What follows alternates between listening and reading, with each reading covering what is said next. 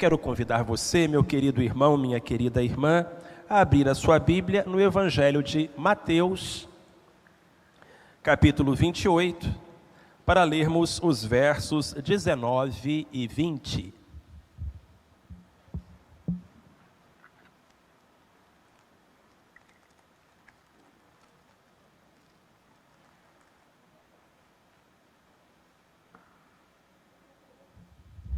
Evangelho segundo escreveu Mateus, capítulo 28, versículos 19 e 20. Queremos falar esta manhã sobre a igreja que faz discípulos. E esta é uma passagem muito conhecida, a grande comissão. Jesus disse: portanto, ide, fazei discípulos de todas as nações, batizando-os em nome do Pai, do Filho e do Espírito Santo, ensinando-os a observar todas as coisas que eu vos tenho mandado. E eis que eu estou convosco todos os dias, até a consumação dos séculos. Estas são as últimas palavras de Cristo, registradas no Evangelho de Mateus. São palavras com as quais ele se despediu dos apóstolos antes de voltar aos céus. Jesus escolheu muito bem essas palavras. Elas são da maior importância e se revestem de uma grande riqueza. O texto que acabamos de ler nos fala que nós recebemos uma promessa, que é a promessa da companhia salvadora de Cristo. Ele prometeu: eis que estou convosco todos os dias, até a consumação dos séculos. Aleluia! Mas nós não recebemos apenas uma promessa, recebemos também um mandamento. Portanto, ide, fazei discípulos de todas as nações, batizando-os em nome do Pai, do Filho e do Espírito Santo, e ensinando-os a observar todas as coisas que eu vos tenho mandado. Irmãos e irmãs, Jesus mandou que fizéssemos discípulos. Ele falou: portanto, ide, fazei discípulos. Lá na língua grega, que é a língua na qual o Novo Testamento foi escrito, essa palavra, ide, está no presente contínuo. Uma tradução mais literal, mais ao pé da letra, não seria ide, e sim indo. Então o que Jesus falou, na verdade, foi: portanto, indo, fazei discípulos. Vão para a escola. E enquanto estiverem na escola, façam discípulos. Vão para o trabalho. E enquanto estiverem lá no trabalho, façam discípulos. Vão para casa. E lá em casa, façam discípulos. Fazer discípulos, então, deve ser uma ação contínua de todo crente, de todo cristão. Um autor evangélico chamado Bill Hull disse que discipular não é apenas uma das coisas que a igreja faz. Discipular é o que a igreja faz.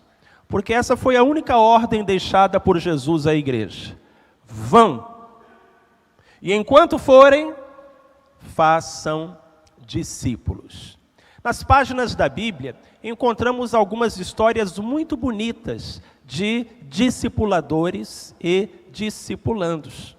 Por exemplo, Moisés foi discipulado pelos seus pais, Amrão e Joquebede. É incrível que naquele pouco tempo que Moisés passou na companhia dos seus pais biológicos, antes de ser levado para o palácio de Faraó, Amrão e Joquebede conseguiram incutir uma fé tão grande no coração de Moisés, que ao se tornar adulto, ele preferiu padecer com o povo de Deus a desfrutar do conforto da idolatria. Outro exemplo de discipulado no Velho Testamento é o que envolve Moisés e Josué. Poderíamos também nos referir à relação de discipulado que marcou a vida de Noemi e de Ruth.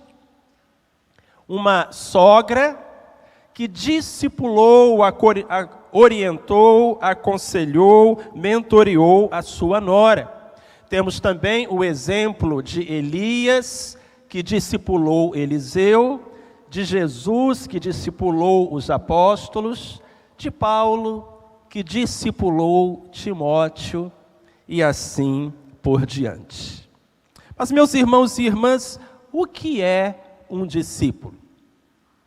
Se a igreja deve fazer discípulos, e se o mandamento de Jesus, a grande comissão foi: vão e enquanto forem, façam discípulos, nós precisamos saber o que é um discípulo. Uma boa definição é aquela que diz que um discípulo é um aprendiz, alguém que está em processo de formação, cuja finalidade é ser como o seu mestre. Um discípulo é diferente de um aluno. Um aluno está na sala de aula tentando entender o que diz o seu professor. Um discípulo está ao lado do seu mestre, aprendendo não só com as suas palavras, mas na prática, com a sua experiência e tentando se tornar tão hábil quanto o próprio mestre a quem ele está seguindo. Um discípulo é alguém que está aberto a aprender. E no começo, os seguidores de Jesus não eram chamados de cristãos, eles eram chamados de discípulos. O mestre não disse: portanto, ide e fazei cristãos. O mestre disse: portanto, ide, fazei discípulos. Na verdade, foram os incrédulos que deram aos seguidores de Cristo o nome de cristãos, mas Deus não lhes deu esse nome. Jesus não lhes deu esse nome, e nem eles próprios se deram esse nome. Eles se chamavam simplesmente de discípulos. Você é um discípulo? Você é uma discípula de Cristo Jesus? O que é necessário para que nós nos tornemos discípulos? Estarmos dispostos a aprender. E o que é necessário para nós fazermos discípulos? Meus irmãos e irmãs, 3 coisas. Primeiro, para fazermos discípulos, antes nós temos que ser discípulos. Não pode transformar quem não foi transformado. Não pode instruir quem não foi instruído. Por isso, quando Jesus deixou essa ordem, vão e façam discípulos, ele a deixou aos seus discípulos. Aquele grupo de homens e mulheres que com ele haviam caminhado durante 3 anos. Então, para a gente fazer discípulo, primeiro é preciso que a gente seja discípulo. Segundo, para nós fazermos discípulos, precisamos observar todas as coisas que Cristo nos tem ordenado. Vão, disse Jesus, façam discípulos de todas as nações, batizem-nos em nome do Pai, do Filho e do Espírito Santo e ensinem-os a observar todas as coisas que eu vos tenho mandado. Queridos, como nós podemos ensinar a alguém a observar as coisas que Deus nos tem mandado, se nós não estamos observando? Como nós podemos ensinar alguém a cumprir a vontade de Cristo, se nós não estamos cumprindo? Então, este é um requisito, e esse é o diferencial e a grande responsabilidade de discipular alguém.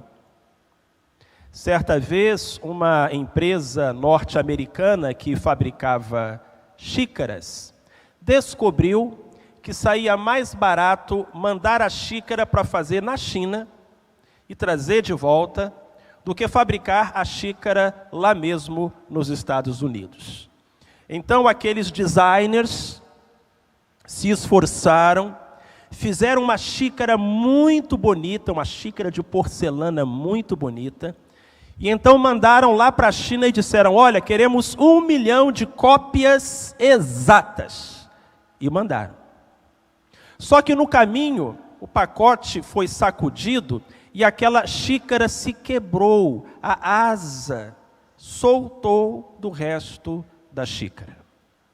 1 mês depois, aquela empresa recebeu da China 1 milhão de xícaras, com as asinhas cuidadosamente colocadas de lado.